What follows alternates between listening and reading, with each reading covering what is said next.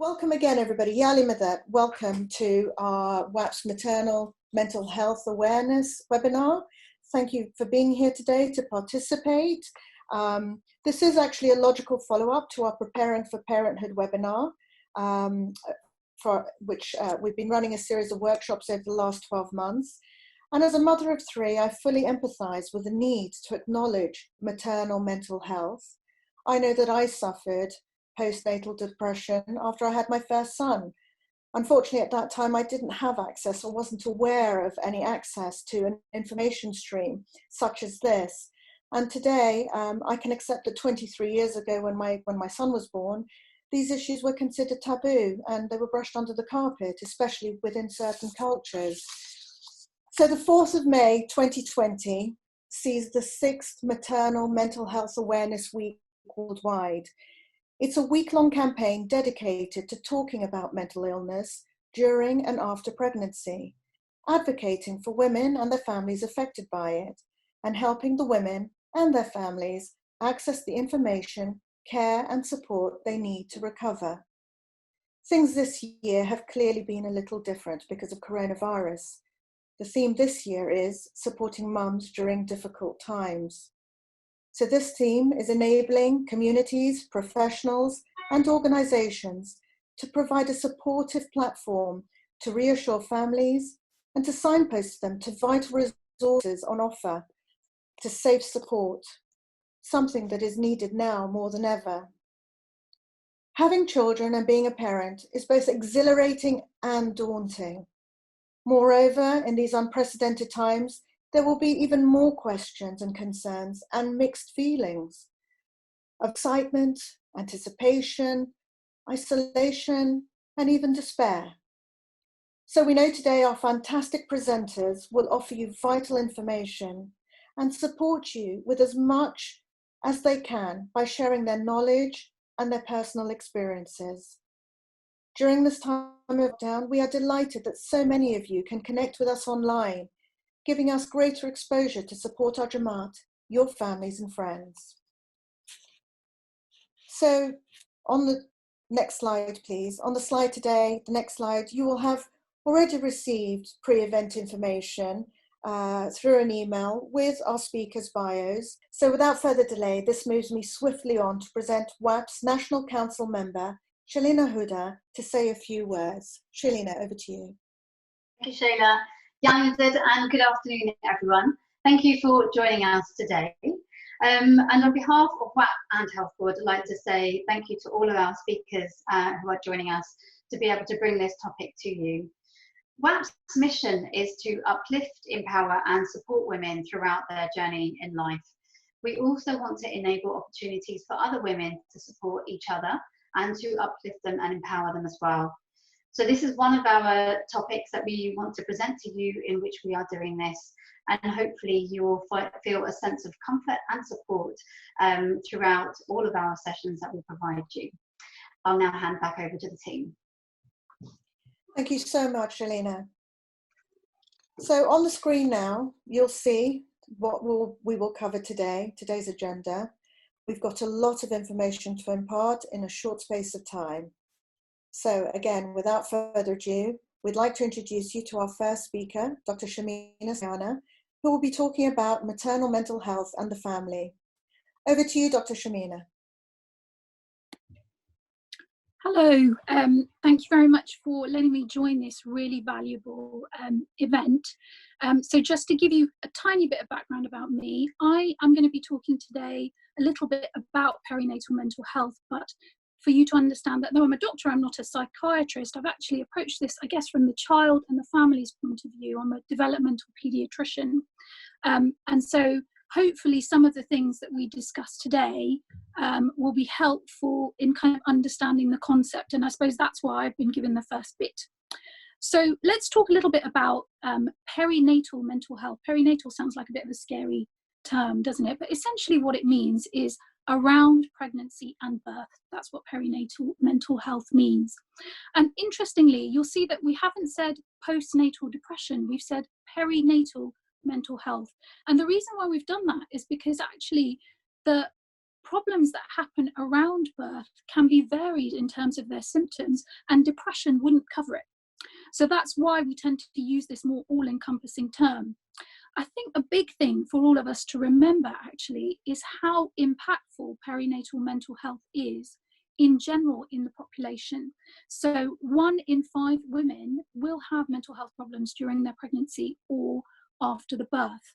And that can range in severity, and we'll talk about that a little bit later. The thing that I think is quite interesting is if you look at the sort of strict definitions of perinatal mental health, they say that it tends to happen in the pregnancy and up to a year after birth. But what I know from many experiences of many women and families is that sometimes it can last much longer.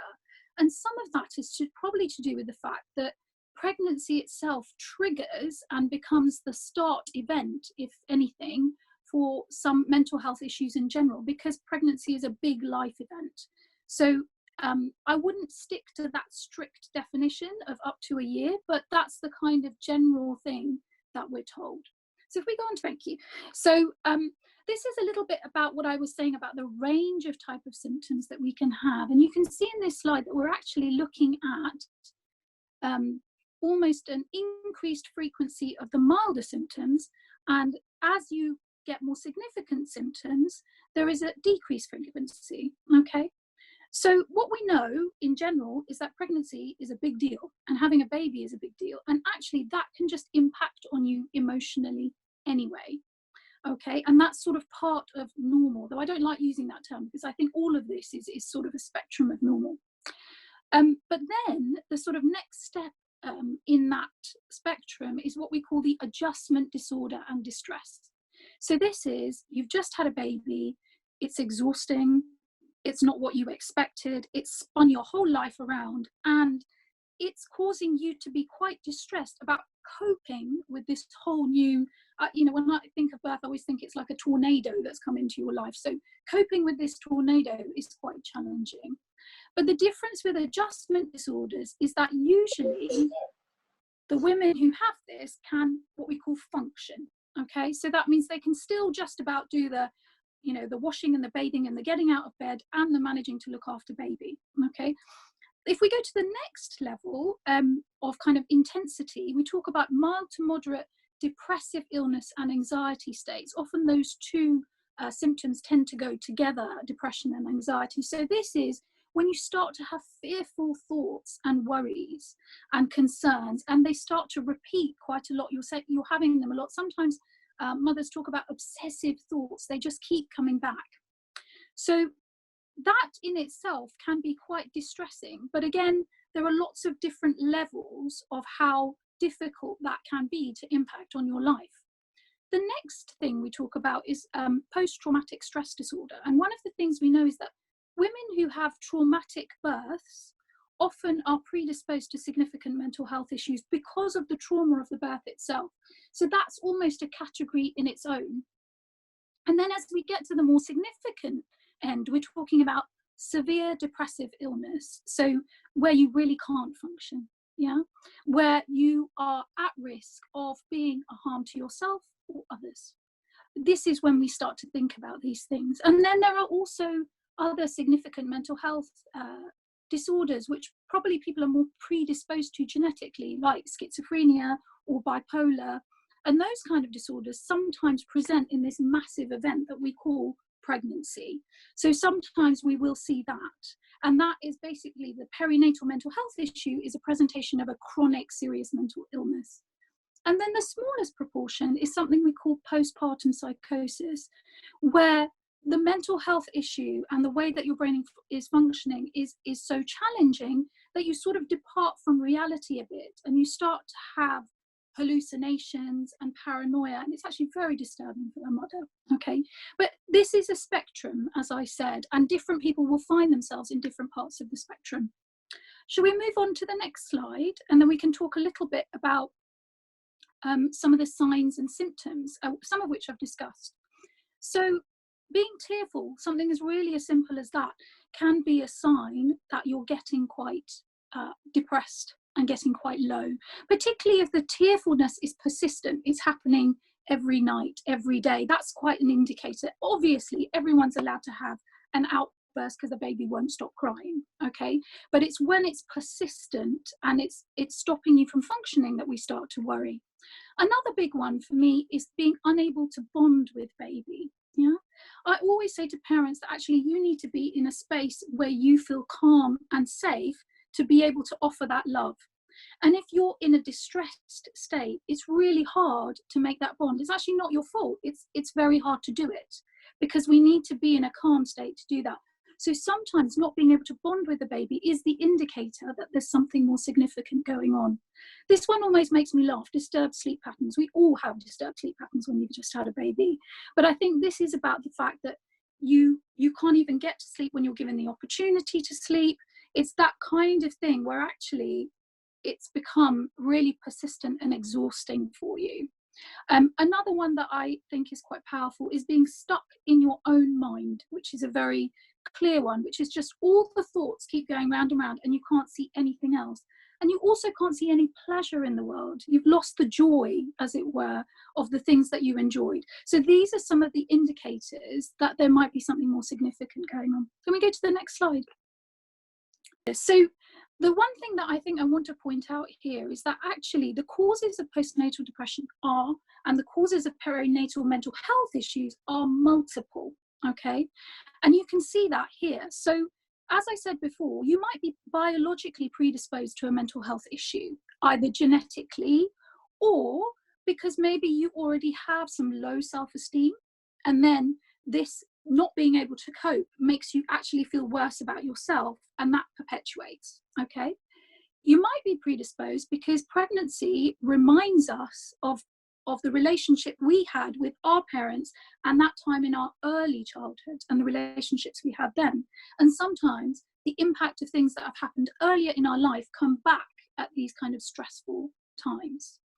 The other thing is it's just a big change in lifestyle, isn't it? And so if you're used to being able to control and schedule your life and then this tornado comes in, that can make it quite difficult. The other thing is if your home environment at the moment that you are pregnant or having a baby is stressful, if there is somebody constantly criticizing you, if you don't get enough help at home, then sometimes that can really make the symptoms much, much worse. So it's a real call to the people around you that if you are suffering, they're there supporting in the background, because that can make a huge difference. The big thing I want you to get from this whole slide is none of this is a woman's fault. Okay, these are things actually that you can't do anything about. There's something that have just predisposed a woman to being in this place. And there's no such thing as this is all in your head, get over it, because that's absolutely untrue. These are biological processes. And maybe if we go to the next slide, I can tell you that actually, and I'm just keeping an eye on my time, there are changes that are happening in the brain itself when a woman is going through perinatal mental health issues. And if we do sort of MRI scanning, functional MRI scanning, where we look at which bits of the brain are active, we see that the brain can become very depressed, become more active in areas that are associated with fear and anxiety. Often postnatal depression, for example, looks very much like major depressive disorder when you look at it on a brain MRI scan. And that also translates to the chemical changes that are happening in your brain. So the transmitters that transmit messages from the nerves may be depressed in depression, for example. And that's how some of the medications work when women are started on medications. A big thing when I talk about the brain, and I suppose it's my last point, is also to remember that the brain that's being affected is not just the mothers, but also the babies. And that if a mother and a baby can't connect, then one of the challenges is how does that baby develop? Because development is to do with the signs and signals that a baby gets from their carers. So they need to be able to see those facial expressions and those reciprocal sounds that are made and have those cuddles. And a baby can sense when you're anxious. Even if you put your baby against your skin and your heart rate is raised, they will feel that, okay? So the big message, I suppose, is if a woman is finding it difficult to connect with her baby, the baby just needs one carer that can do the connection. And that's when it's really important that the people around the mum are supporting in giving that stimulation, when mum might not be in the right space at that time to give that stimulation. That's not to say that all women who have perinatal mental health issues don't connect with their babies. Some do. But the point is that if she's finding it difficult, then it's really important that everyone else around them support to Farah's bit about this in terms of seeking help. Thank you, Shamina. Yalimudet, everyone. I'll be talking about the referral pathways. As Shamina talked about signs and symptoms, and some of them are normal for every individual to experience. But if they are persistent and impacting on your everyday life, then you should then the way to seek help is to go speak with your GP, your health visitors, midwives, nurse, school teacher. The reason I put school teacher is if you've got older children in school and if you feel comfortable having a conversation to a teacher or a member of a staff, as they are aware of the referral process, then you should do so. The last is self-referral. Every local authorities have contact details that if you need to make a self-referral, the list is available on their website, which you can get the information out and make a self-referral for the support. In the next slide. So how the referrals work, so all referrals are sent to either adult social services or children's services to be analysed the need and support which is required by the family, children and individual. Now children's services are responsible for supporting children who have special needs, for protection, where support is needed for family to decrease the risk and make the child life experience good. Adult social care is the support which is provided to adults with physical or learning disabilities and physical or mental illnesses. So how does the referral process work? So when the referrals are received, they all get screened by a team called MASH team. MASH stands for Multi-Agency Safeguarding Hub, where the team of senior practitioners and social workers sits.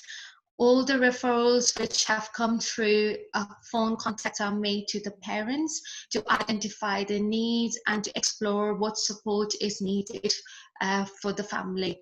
With the family's consent and after looking at the risk and needs, families are offered support through either early help worker or a support of a social worker, or they are giving information about the local offer, which is the signposted to the local offer which is present and the information is given.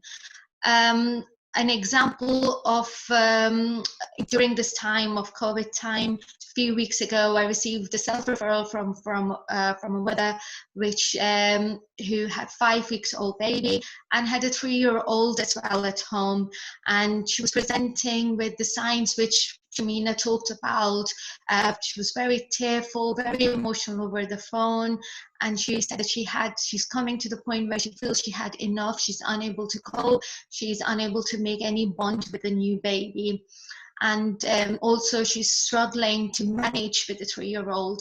So after having the discussion and speaking about the other risk and what other needs, there was also identification that there's financial problems as well, because of partner is a self-employed due to COVID.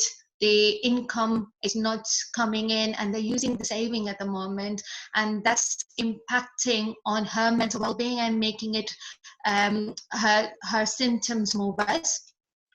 So obviously with her consent, a social worker support was offered, where a home visit was carried out, and we made sure that money has started going in on a weekly basis to make sure that their basic needs are met in terms of food, baby milk, and for the 3-year-old as well. The early help support worker was also involved at the same time to give regular phone call to mom, to speak with her, to build that rapport, to reassure her, and to help her with any strategies and support needed for the challenging behavior for 3-year-old, and making that connection with the newborn baby, offering her baby massage or the other supports which is offered. If where families do not wish to engage with long-term support, then information about universal services and support which is available in the community are given with the contact details. At no point the referrals will progress without a consent. The only time we overlook consent when we are worried that there is a significant risk or harm to either to the mother or to the baby or to one of the parents or any family member. So anytime, what also happens is, I also talked about adult social services. So during the assessment, whenever we feel that there is an adult who is unable to function due to mental health, affected mental health, then at that point, the referral to adult social services are made. Or if there's any disabilities which is then impacting on the care of the baby, then adult social services are then involved and referrals are being made through children's services, and both services work together to making sure that baby and the parents and all the rest of the children are safe. In the end, just some tips for the family members to look for. This is from a mental first aid course, which some tips are that approach the person, the family members, and assist where you can. Listen and communicate non-judgmentally, give support, and encourage the person to seek appropriate professional help, because as you said, during this time, some of the individual her self-esteem and self-confidence are not very good, and sometimes a little encouragement from the family member really help. So when they are making that phone call, if somebody is sitting with them to help them, so they're able to discuss and seek the further support. I will pass it back to Shamina for further discussion. Lovely, thank you, Farah. So now actually we have the pleasure of listening to Tasneem's story around her own experiences, and I think this is probably the most powerful bit in a way. So I think we'll get going really. Tasneem, tell us a little bit about yourself first, so we know who you are and a little bit about your children. That would be nice. Yeah, of course. Thank you all for having me and for joining us today to hear my story. My name is Tasneem. I have 2 children. I have a daughter who is almost 9. She's actually 9 on the 22nd of May, but she's a 9-year-old going on 14 teenager. And I have a son who is 3. He turned 3 in February. I'm a single mum, so I'm currently on my own with both children. Which obviously has been challenging with school and nursery both being closed full time. So yes, we are just getting through every day as best as we can, I suppose. Absolutely, that makes sense. And I'm just going to say, Tasneem, if the children appear, that's absolutely fine.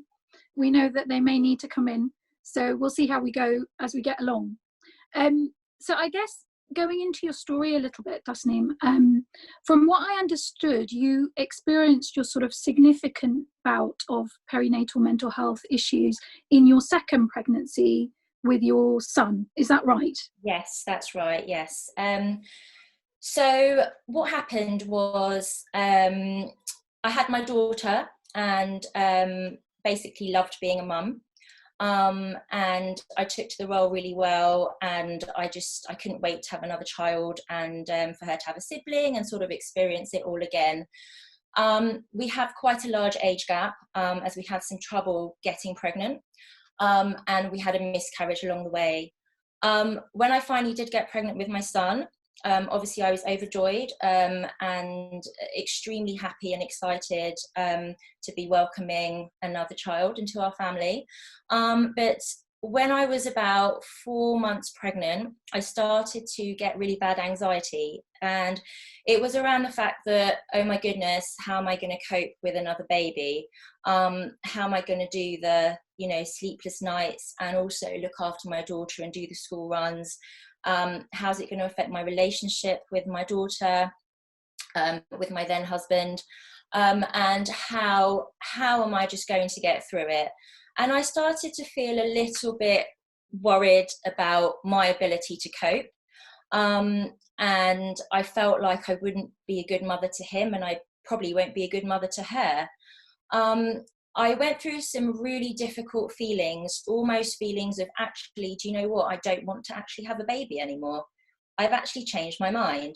After years and years and years of trying, I actually think I made a mistake. And it got to the point where I just thought I was trapped. And I was trapped because I was having this baby that I didn't feel I was going to be able to look after. And I really didn't know what to do. And that anxiety became depression, because I was in a situation and I didn't know how to get out of it.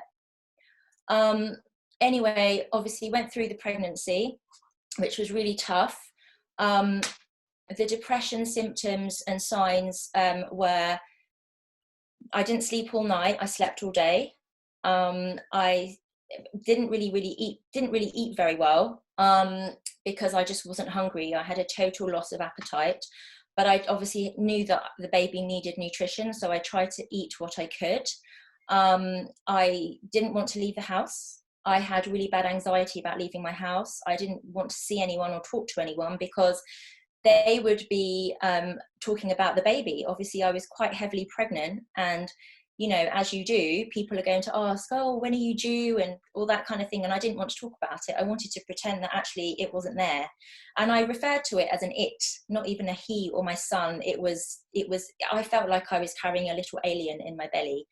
It was very, very difficult feelings. And, you know, I kind of didn't really understand it, to be honest. It was a very confusing time. And I think I had a real contradiction in my mind because I'd had a miscarriage. Part of me was scared to have that again, but the other part of me was actually scared to have the baby be here and be healthy, because I didn't think I was going to be able to cope with losing another child. But at the same time, I was worried about being able to cope with another child. So it was so many difficult thoughts and feelings and emotions. And to be honest, I just didn't know how to handle it. I was just going to ask, how was it when he was born? Actually, how did that feel? So I thought to myself, and people had told me, when he's born, you'll feel better because he'll be there, you'll see him. And I didn't actually. I actually felt worse. I actually cried when he was born, not because I was happy, but because I was really upset, because now he was here and I actually had to deal with him. I didn't want to touch him. I didn't want to feed him. I didn't want to look at him. It was total rejection. And I remember being told that I needed to carry him down to the ward from the birthing unit, and I didn't want to touch him. And I said, no, can someone else carry him? And they said, no, you need to do it. It was very difficult. I did manage to breastfeed him for a week, and then I couldn't do it anymore. But I just felt no bond, and I actually I didn't feel any love. To be honest, I think I was at a stage where I just had no emotions whatsoever. I was just numb. After 3, 4, 5 months of feeling anxious and depressed, my emotions were switched off totally. And I just didn't want him. I wanted to pretend this was all a bad dream and I'll wake up and it'll all go away. But of course that's not the case. So very tough, very, very tough feelings, really. I mean, it's quite hard to even understand what you went through, Tasneem, and I think it's really brave of you to share kind of some very, what I call unspeakable thoughts, but really important ones to speak about. And I wonder, just as we're moving, you can tell us, I know that you engaged with mental health services, but maybe if you can tell us a little bit about what you did yourself that started to pull you out of this really dark space, because I know that you had some strategies that really helped you, in addition to the treatment you were receiving. Yeah, so as well as seeing a psychiatrist, being prescribed medication and having therapy, group therapy and individual therapy, there are lots of other things that you can do to lift your mood. I'd been isolated for quite a while. I hadn't gone out, I hadn't engaged with the outside world. I basically lost contact with a lot of people. And I tried lots of different things, and I found that not everything worked for me. So the things I tried just briefly are like mindfulness, meditation, yoga, Pilates, and I didn't really feel that was working for me at all. I decided to start swimming. as it's something I enjoyed as a child, and I absolutely loved it. I found a gym that had a creche, and I put my son in the creche for an hour, and I went for a swim. And as I was swimming, I would just count the number of strokes I would do from one side to the other, and I literally got into my own little zone. And it was lovely to have that sort of time to myself a couple of times a week. I also started journaling, and actually this is the thing that really pulled me out of it. I started to write down things about my whole life, and sort of things that happened in my childhood. And I think I felt very guilty for feeling depressed about having my baby. I felt shame. I felt guilty that I couldn't love him. I couldn't connect with him. I couldn't bond with him. I felt guilty that I wasn't able to give my daughter the attention she wanted. But actually, I kind of discovered that I blamed myself for my illness. In my mind, I thought to myself, well, if I didn't have him, then I wouldn't be having this. So it's all my fault. This is all my fault. I'm a burden on my family. I'm not able to function. So it got to a point where I just thought, well, actually, do you know what? Maybe I just shouldn't be here anymore. But journaling really, really helped me in a very private space express those feelings without any judgment. And I could just literally write and write and write and write. And as I was writing, I had tears streaming down my face, because, the things I was writing were actually very, made me very emotional. And to date, no one has seen that journal. That is for me, and it probably will always be for me. Absolutely. When I realised that actually this isn't my fault, I got ill, I didn't do anything to make myself ill. I started to get better, because for months and months and months, I blamed myself for all of this. And I carried around this huge weight on my shoulders, thinking it's my fault, I've messed everything up. And actually, when I realized that actually, no, it's not my fault, this has happened, there are reasons that this has happened, there are other reasons, not just the pregnancy, not just the birth, not just, having the baby, there are other reasons that were probably, brewing in the background. And when it was like a revelation, when I found out why this happened to me and what, that other things were connected, I began to heal and recover. And I also found a lot of peace through spirituality, and that's reading scriptures. And it's not only Islamic scriptures, it's scriptures from other religions as well. I do have a very strong faith, and I found, the sort of trying to connect with God and reading things about children are a blessing really, really helped me to just, I guess, maybe calm myself down and try and realize that, actually I've got 2 healthy children, and, things will get better. And a lot of people did say to me, when he gets a bit older, it'll be easier because your children will interact and play. And actually, I didn't believe them at that time. But it has got better. And I guess also... And that's good. That's good. And that's positive to hear, actually. Just reflecting on what you've said, Tasneem, I think the powerful things I'm getting from that is that everybody will have something that suits them better. So it's really interesting how you said, mindfulness, yoga wasn't for you. And actually there's some good evidence to show that, particularly if there's been previous trauma, if you try and engage with something like mindfulness, it isn't going to work. Yeah. And so it's kind of different strokes for different folks. What's interesting is that sometimes some therapeutic things like swimming, which are very much about the physicalness of our body and the rhythm of breathing and all of those kind of things, can be quite powerful. But it sounds like you went on a journey yourself to find out what thing worked for you. And I think the last thing that I picked up was that this thing about taking gratitude in the things that you are happy about and that you do feel grateful for can be another useful technique. But obviously, as we've said, it is kind of different strokes for different folks. And I think people almost have to go on their own journey. Some people won't be as spiritual, but some people might find the yoga useful for them. So it's finding what works best, isn't it? Oh, absolutely. And I think another thing just quickly that helped me was music, and just listening to music, because when you're singing, you're focusing on the music and the lyrics. For me, it calmed my mind down because it stopped me thinking about all these crazy thoughts that I had in my mind.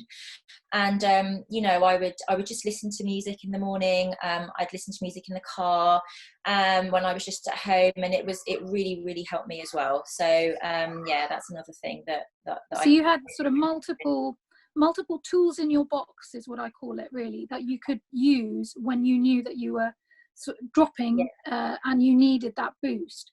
I suppose as we're coming to closing your story, Tasneem, and I would love to hear more from you, but I know we've got limited time today. I think the bit that probably is worth addressing is some of the stigma around being diagnosed with perinatal mental health issues. And I know you did have some involvement with social services, didn't you? And it would be good to know how that impacted on you, and generally how it felt, the stigma of it, really. Yes, I mean, mental health is something that has a huge stigma attached to it, and I actually felt really ashamed that it happened to me, and I didn't want to tell anyone for a very long time, and I didn't want to access help, for the simple reason that I thought if social services get involved, they're going to take away my children.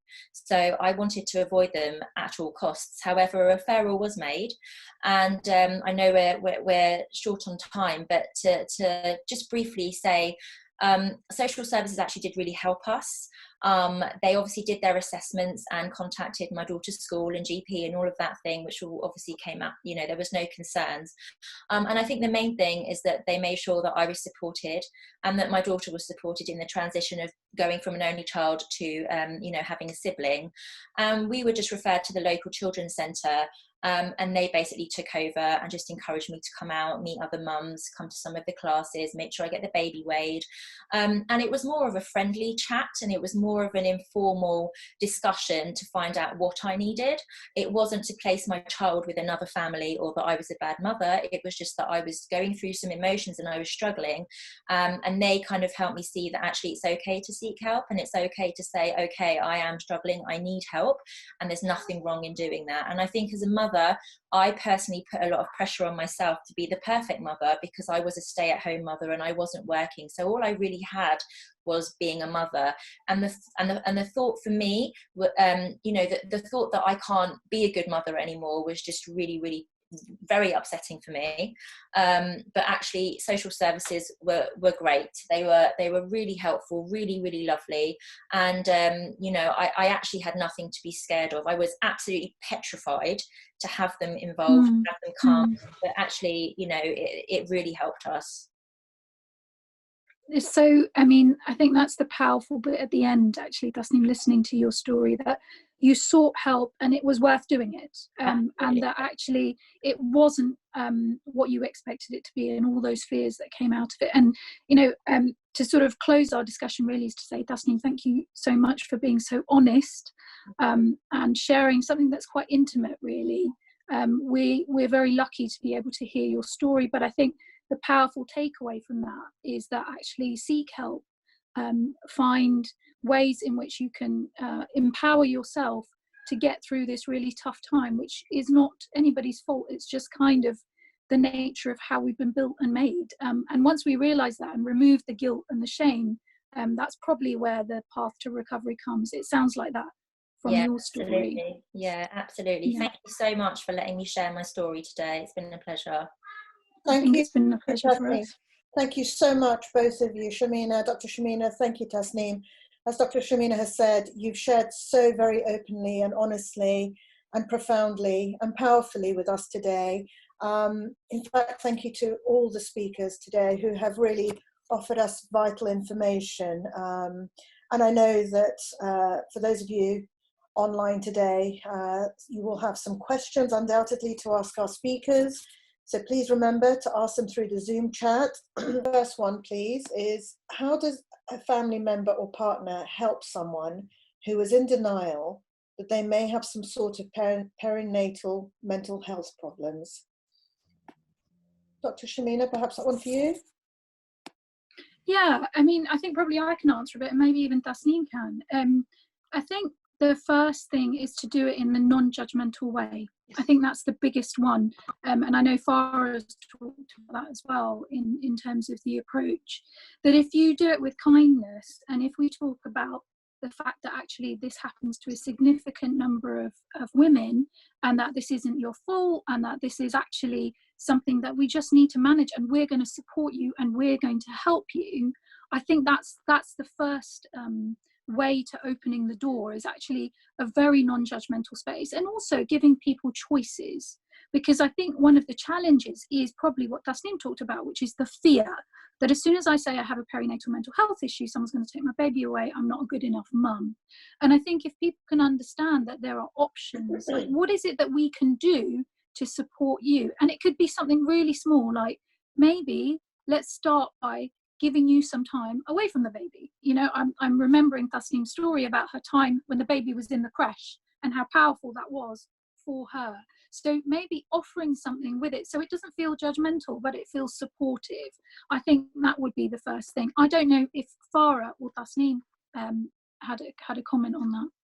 Well, I would just say to it, yes, be non-judgmental, and as you said, the fear is attached with it, and it's sometimes as a family member, you can approach a professional just to seek help and then support the support the other person till they gain the confidence, and when they are ready, then you can have like a long-term support for the individual as well.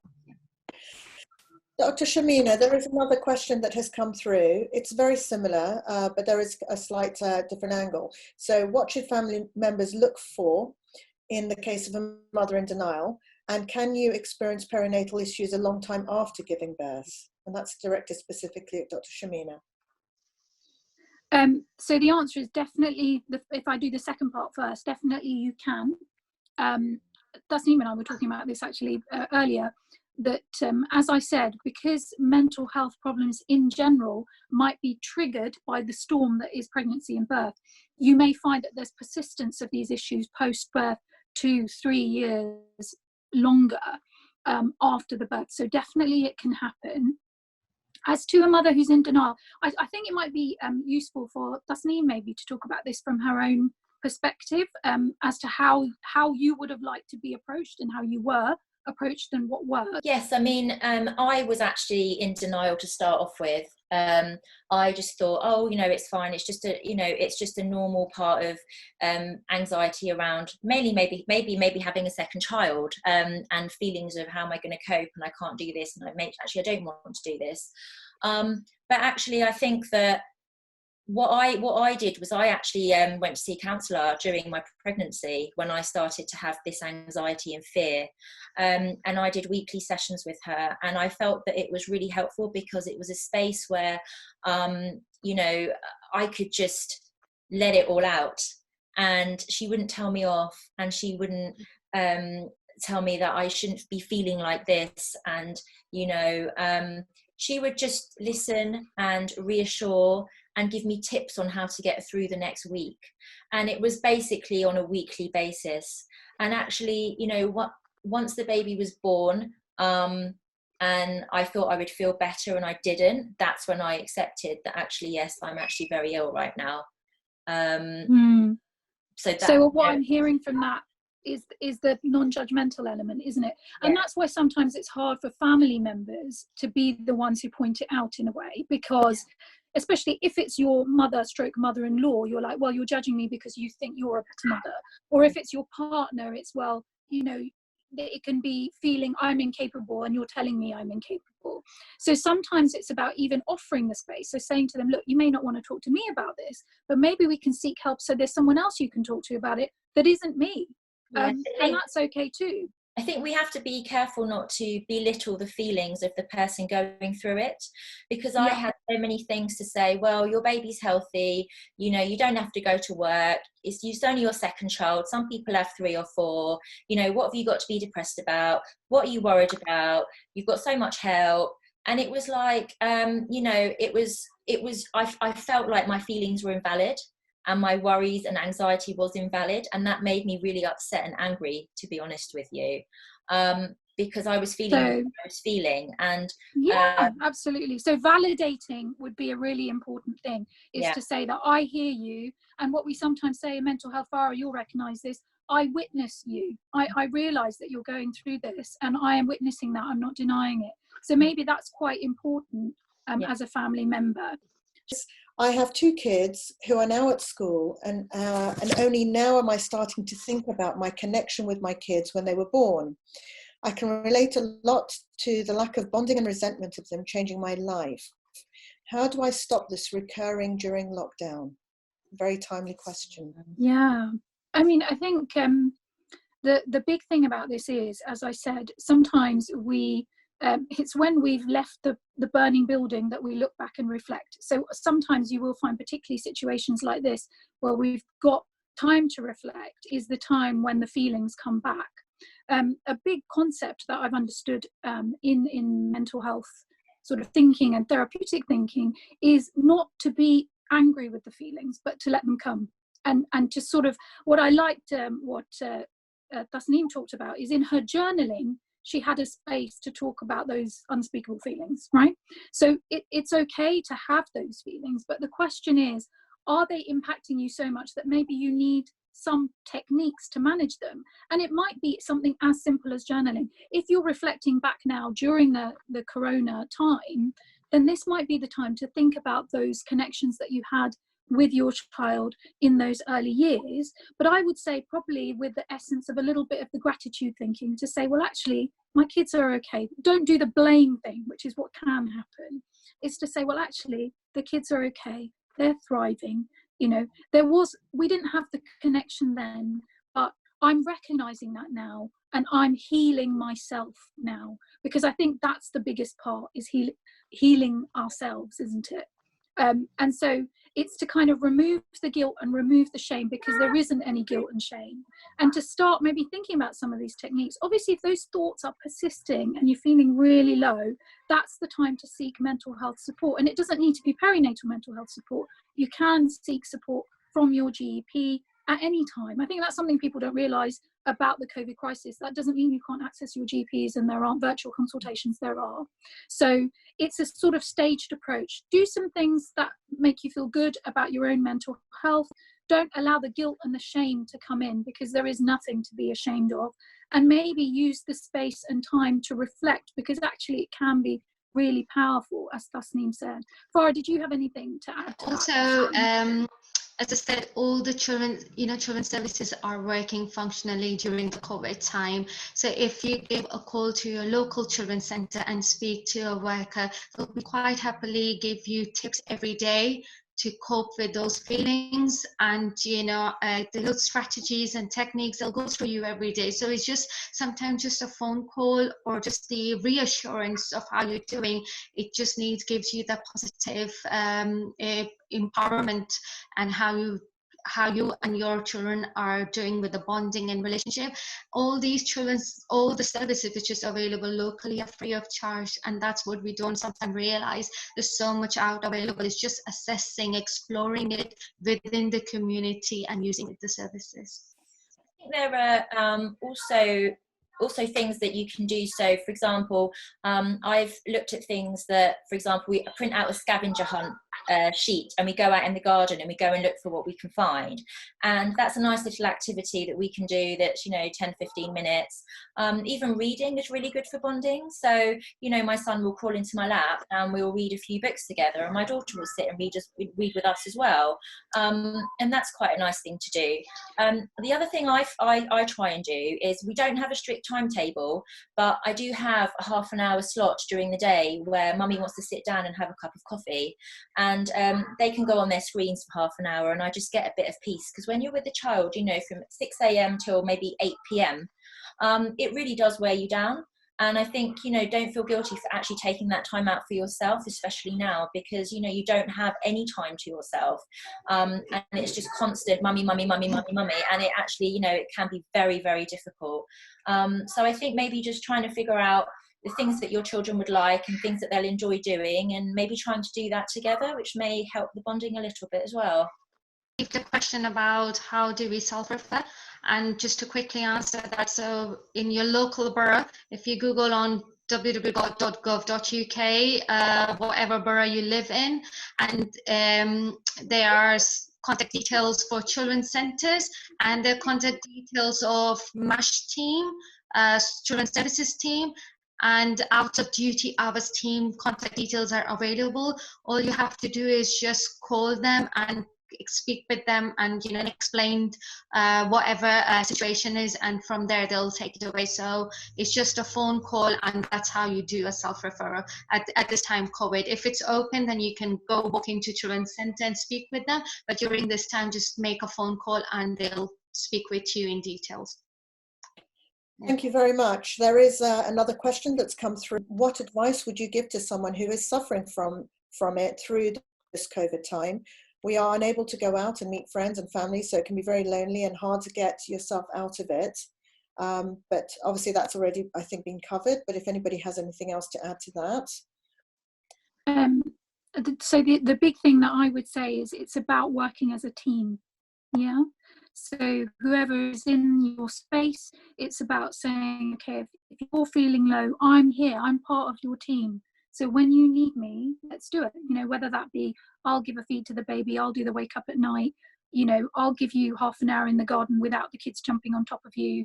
I think that's quite important, but also using your virtual network and remembering that there are people, you know, in the sort of further family afield who you can contact and talk to and speak with and have some non-judgmental time with as well.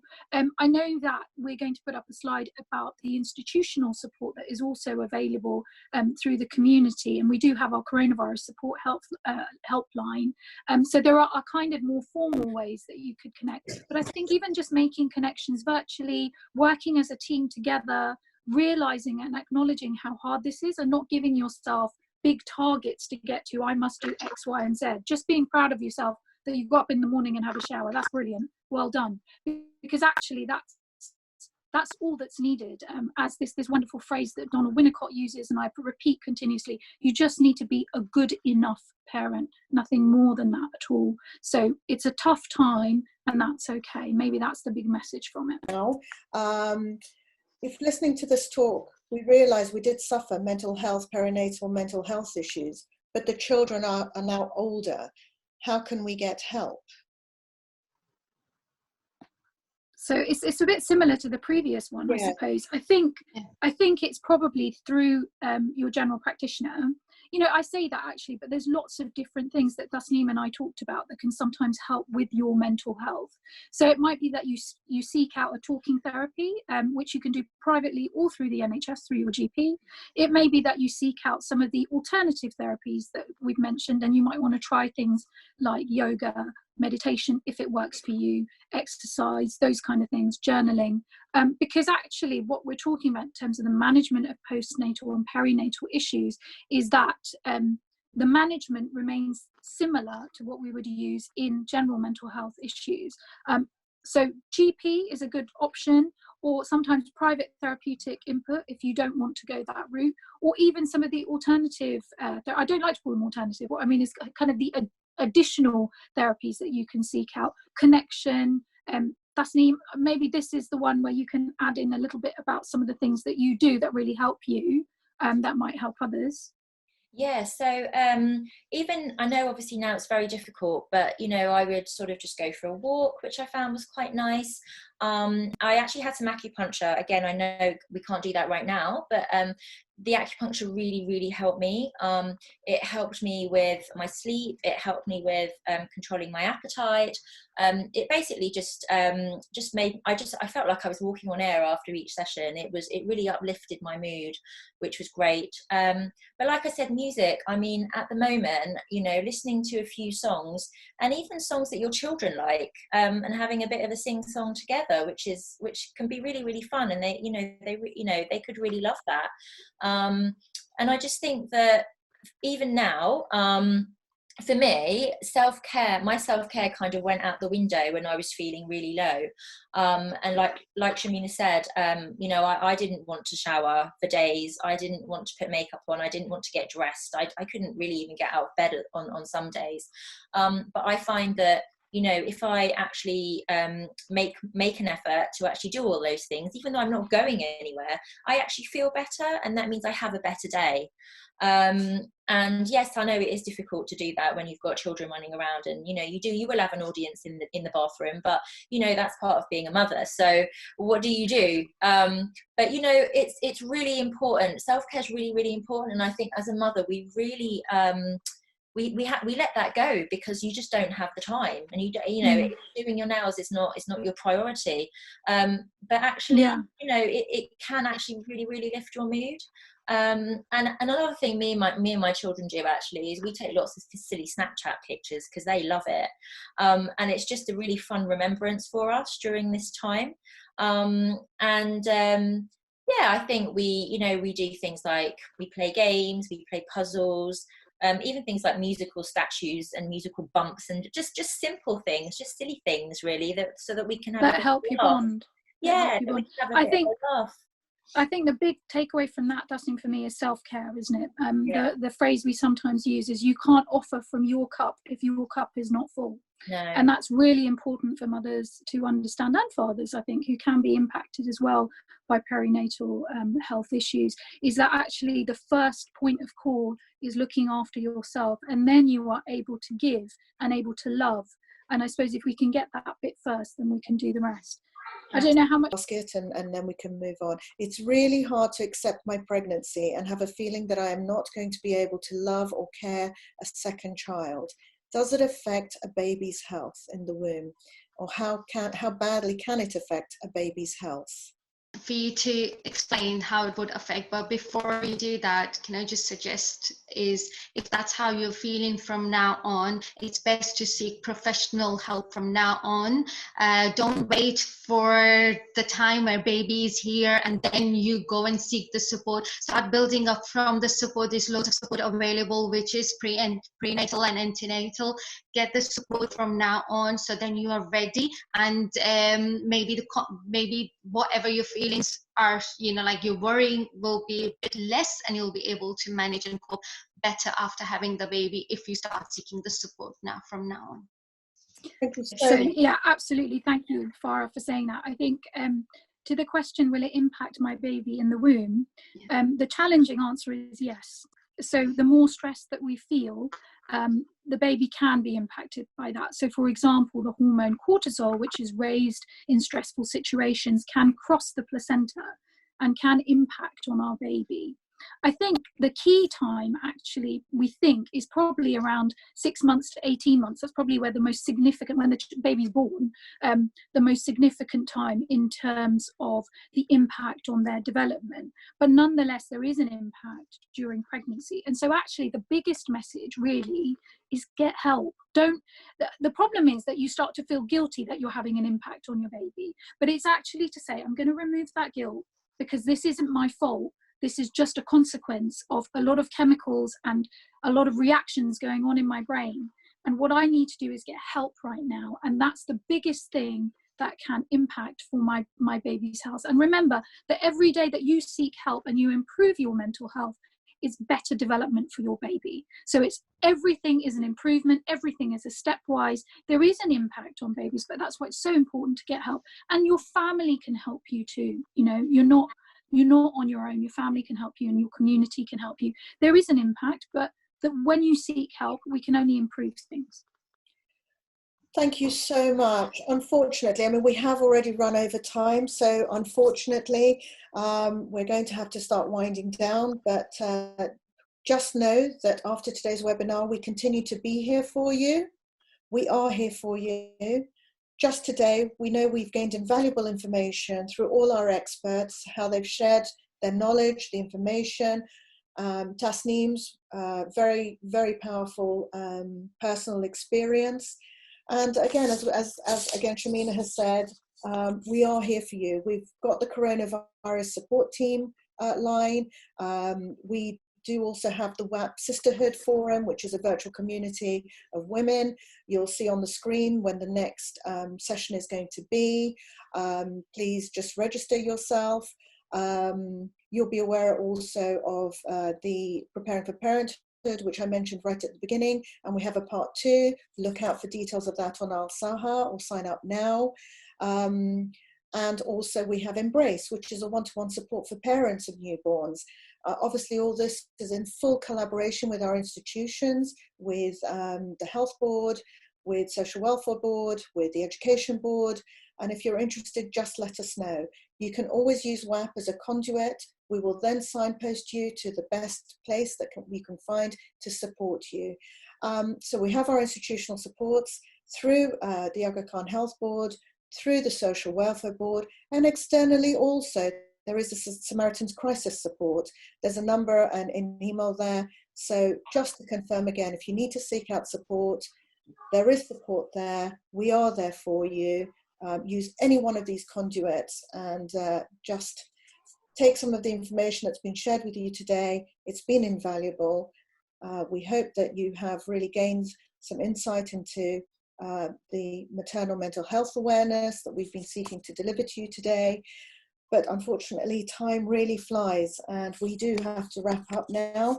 Any questions that have been unanswered today, we will be answering in our post-event communications. So finally, before we say goodbye on this windy Sunday afternoon, the WAP team, the health board team, all our speakers wish you the very warmest wishes for calm, for strength, for peace going forward. Please, everybody, stay healthy, stay safe, take good care, and know that we are here to support you. Kuda Hafiz, until next time. Yali Madat.